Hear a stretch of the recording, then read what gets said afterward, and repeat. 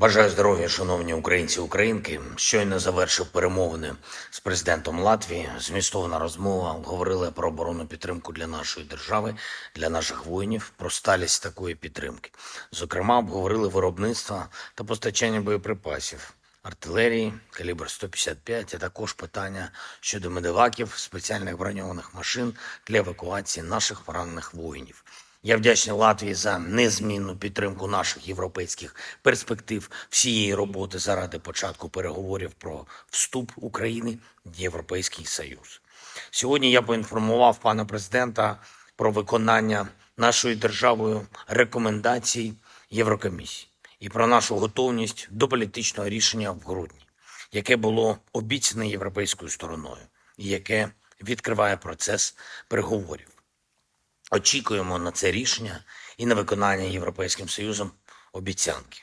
Детально обговорили з паном президентом механіку підготовки відповідного рішення ЄС. Говорив сьогодні з Марком Рютте, прем'єр-міністром Нідерландів.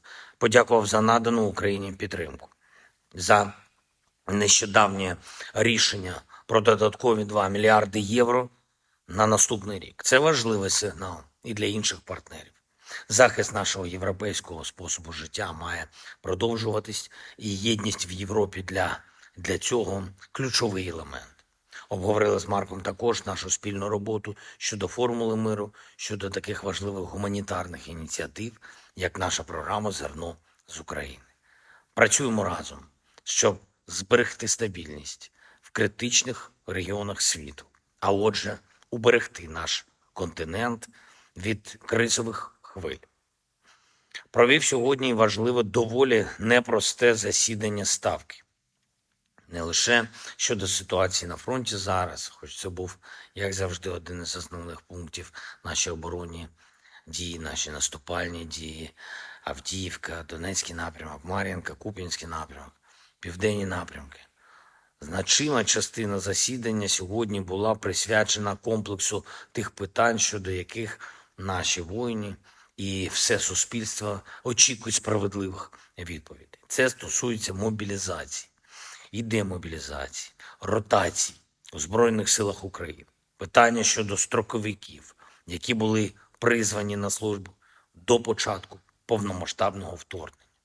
Звичайно, окрему увагу приділили ситуації з роботою ВЛК та воєнкоматів. Те, про що говорять солдати, те, про що говорять командири, має бути вирішено. Сьогодні щодо цього були перші доповіді і главкома Залужного, і міністра оборони Умєрова, міністра внутрішніх справ Клименка, міністра охорони здоров'я Ляшка, начальника Генштабу Шаптали. Я очікую більш змістовного опрацювання кожного з таких питань. І урядом, і військовим, і конкретних пропозицій щодо державних рішень. Я дякую всім, хто дбає про Україну і українців. Я дякую кожному і кожній, хто б'ється заради держави і працює заради українських інтересів. Слава Україні!